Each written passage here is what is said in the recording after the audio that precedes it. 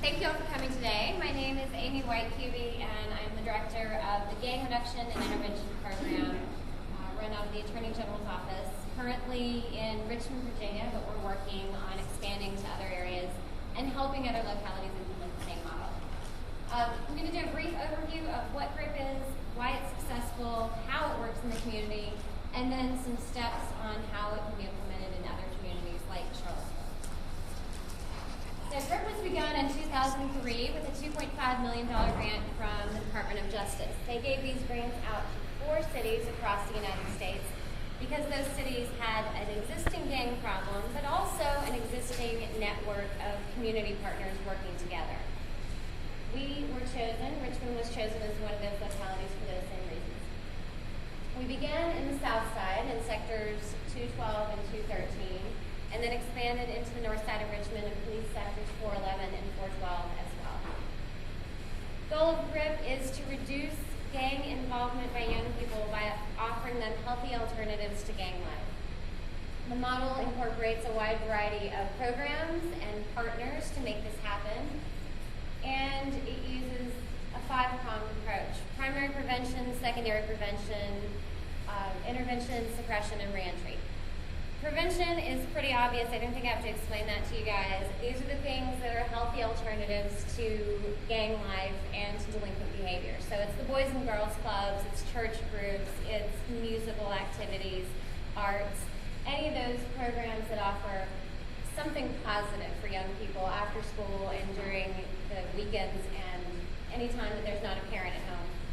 Intervention deals primarily with those young people who are either already gang involved or at the highest risk of gang involvement. So it's a very intensive approach, and I'll talk a little bit more about it later, but with GRIP it involves an intervention team to deal with each of those clients as an individual.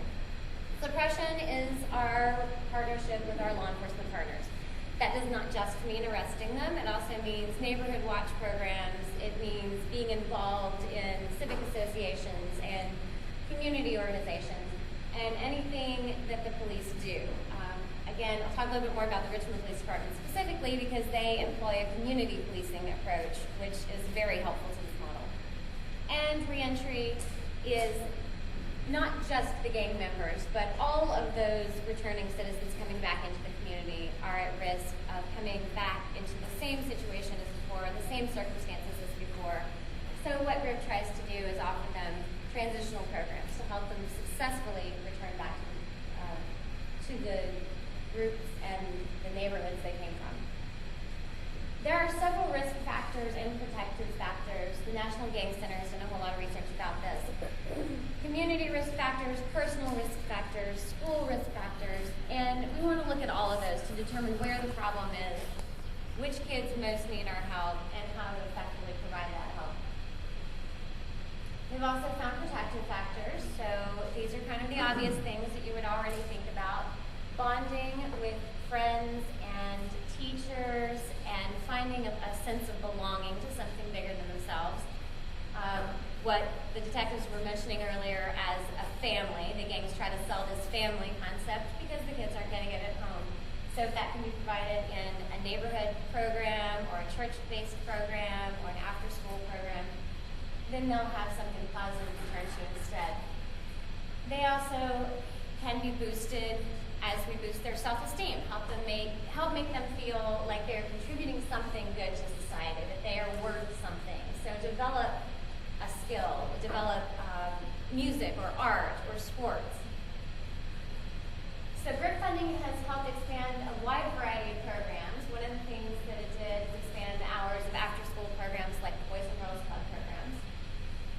It's also gone to help fund sports academies and other sports activities. And alternative activities. We have a very large, very powerful faith-based organization in the Richmond area known as the Richmond Outreach Center.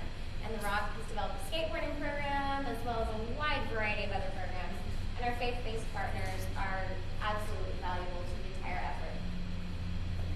Boy Scouts of America developed their small business program teaching small engine repair and food service to young people who wanted to develop real skills.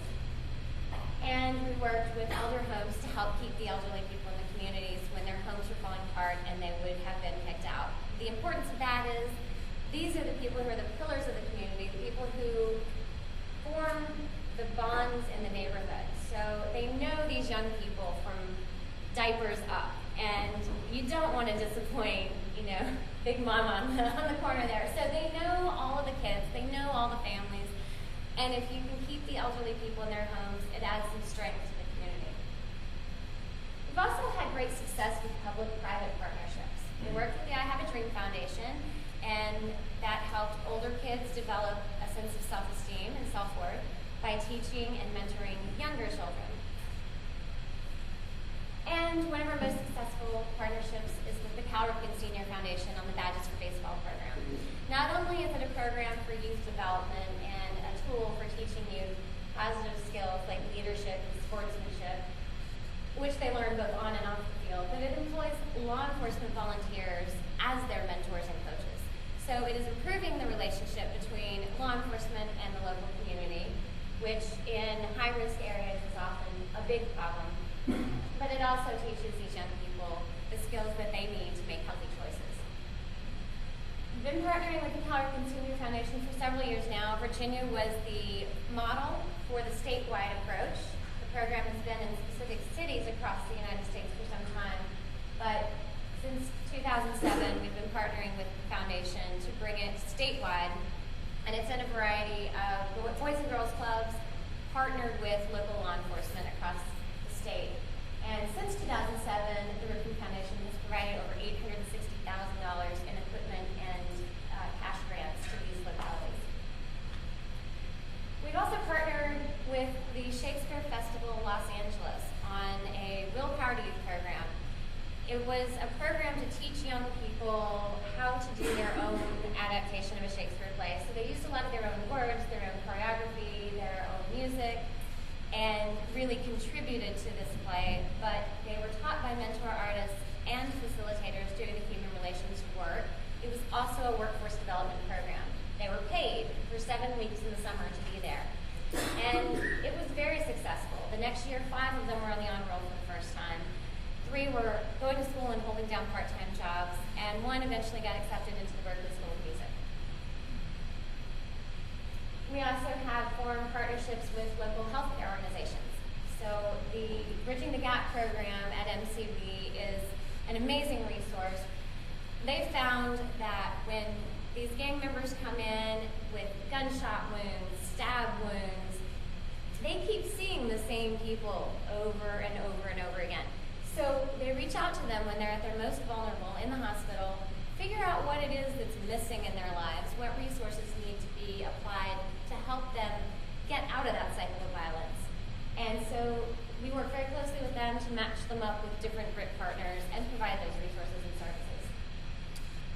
We also work very closely with the Central Virginia Food Bank. Not only do the food banks provide food for the people in our target areas who are at highest risk because the families have so little, but the food bank has been very generous to the specific programs and partners that work with GRIP. For example, they provide all the food for our summer camp. It's a free summer camp for 80 kids, and we'll talk a little bit more about that later. We've also worked with the Richmond City Health District to put a clinic in George Wythe High School. A lot of times, it's not just that the young people don't have access to health care, they don't know the importance because they haven't been taught. So having a clinic on site where they go to school every day has helped ensure that they are a little bit healthier and getting the health care that they need.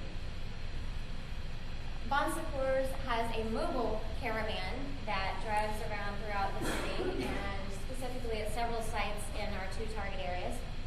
And the Commonwealth Clinic, which is the Rocks Clinic, training name for the Love of Jesus Clinic, not only has a physical presence once a month for a free monthly health clinic at our Southside One-Stop Resource Center, but they also come to every major event. They'll bring the mobile clinic. They will provide free healthcare services, and that's really very important to everything that we do. Southside of Richmond has a huge Hispanic population, so in order to better meet their needs, we've partnered with several different organizations, including the city's Hispanic Liaison Office, and Commonwealth Catholic Charities, which used to be Refugee and Immigration Services.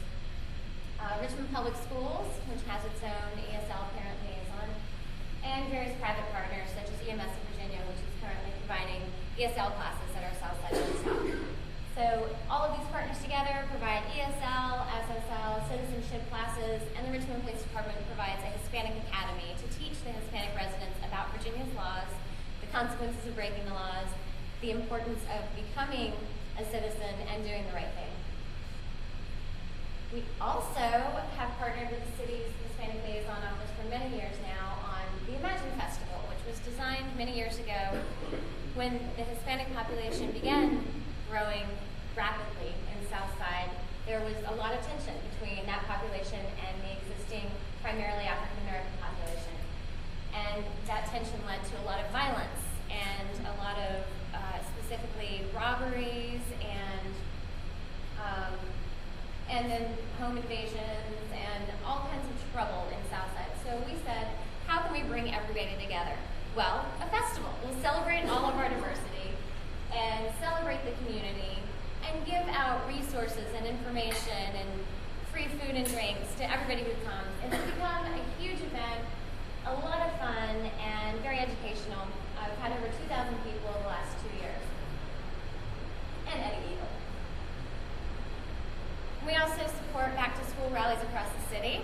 And the last couple of years, we've worked with the Northside Coalition for Children to give back-to-school supplies, to students right before they head back to school. So in August this year, they gave out 1,100 students received school supplies.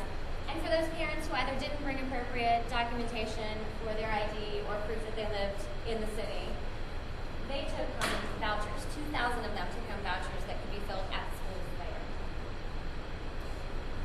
Reentry is a very important component of GRIP, and we work closely with the Sheriff's Office on their Belief program, and also they received the Second Chance Grant from the federal government, which has helped to redefine the entire model for reentry in Richmond and across the nation. The new model is based on the concept that if the same team works with this offender all the way through the process of returning back into society, that offender will have a much better chance of becoming a successful citizen again and not recidivating immediately. So one team works with these program participants while they're still incarcerated, comes up with a plan, the services they need, whether it's GED assistance or maybe job training in a specific skill, or maybe parenting classes, additional education, whatever it is that that offender needs.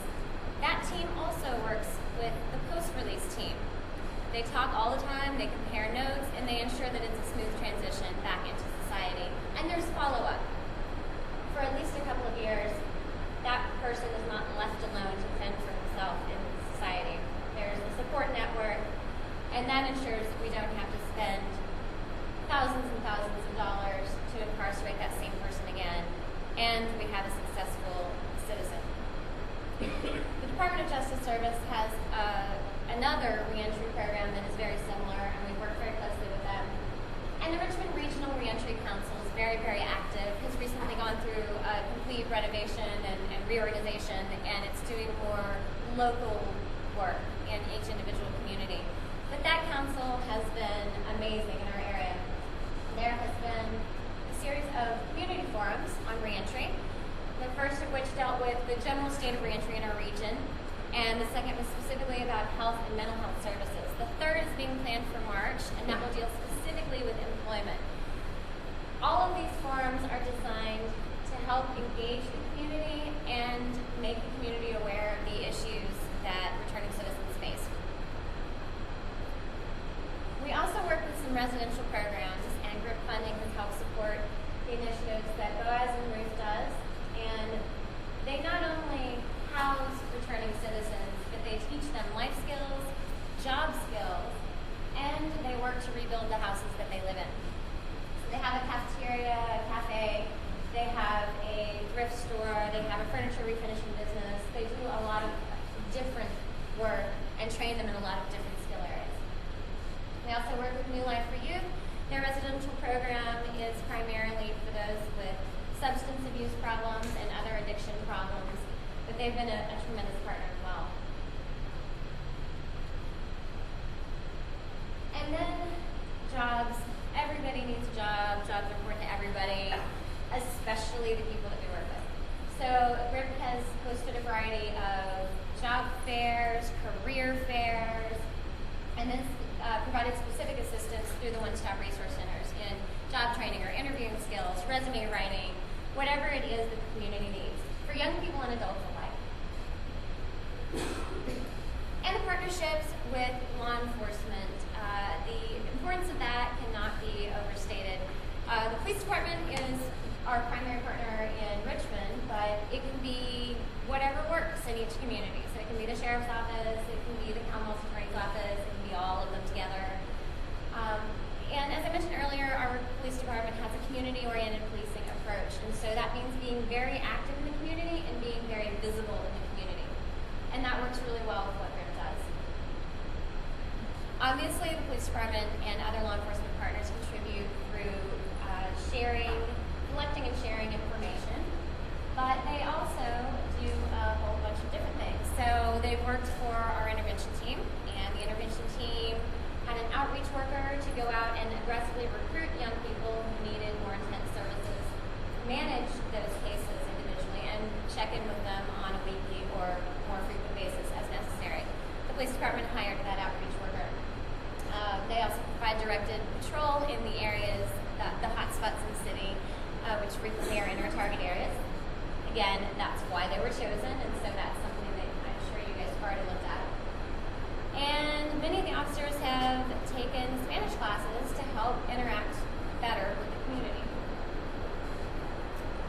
The police department also works on a variety of individual neighborhood projects, Crime Stoppers and Neighborhood Watch, but also the school resource officers in the schools not only do what school resource officers already do, which is to protect the children and enforce the law and all of those things, but they also teach, I have a couple more slides about that later, but they teach Virginia's web-based law education program, Virginia Rules, which is modular now. It's been redesigned, and so it's much easier to use. And that's something that's an amazing resource, because it can be whatever the issue is in that particular school, or even for that particular class. It can be a combination of gangs and bullying, or drinking and driving, whatever the issues are that need to be faced. So the SROs are great partners and resources for us.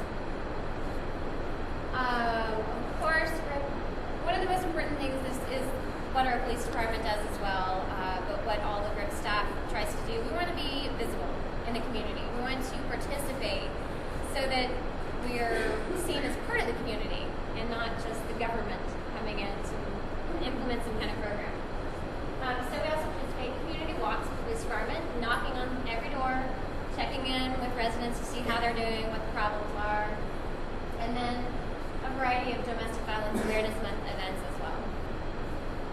Skip ahead, there are a lot of slides. We do the holiday project for the needy with the police department every year. The officers are out there on the streets every day and know which families most need our help. So they find those families, collect all the information on the ages, clothing sizes, etc. from all the children, and then gifts are given, and we all caravan out into the communities to give them to these families. This year, on the 13th, we will be distributing gifts to 21 families in the RIP target areas. For 7 years now, we've partnered with Richmond Police Department and the Boys and Girls Clubs to do a Virginia Rules camp. So we teach that curriculum I mentioned earlier, but it's also a free summer camp for 80 inner city youth.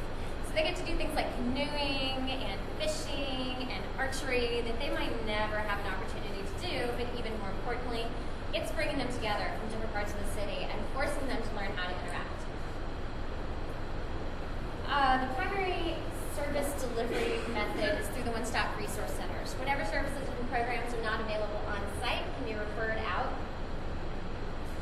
Again, the first one, July of 2006, in an apartment complex that had a lot of crime and a lot of problems. And so transportation is often an issue for the population we're trying to serve. Having it on site in the apartment complex eliminated that problem. Makes it accessible for residents to get to variety of events there and have a big police presence to help make the area feel and be safer. So we've done things like internet availability for everybody, so for homework help, but also for job searches, an emergency food pantry, parenting classes every month, and a free health clinic. And so those are real numbers. Total violent crime increased the time we were in that one stop by 65%. We moved to a different area as the population shifted. Still have a south side one stop. And we expanded into the north side and opened a one-stop resource center there, but also we just try to have a presence in the community, attend neighborhood civic association meetings, just be there. Expanded to the north side, opened the one-stop in January, same kinds of things. Bookmobile comes there, sports classes, parenting classes. So, implementing growth in the community. Looks like you guys have already begun the first part of that phase, but evaluating the problem and performing a community needs assessment, develop a strategic plan, raise community awareness. So the stakeholders have to be determined, and I think you guys already have a pretty good collaboration and cooperative going on here, so that's not really going to be terribly difficult. But it's the same kinds of people that you would imagine would be there. There would be government leaders, local, regional, and state government, community organizers, and activists, the educators,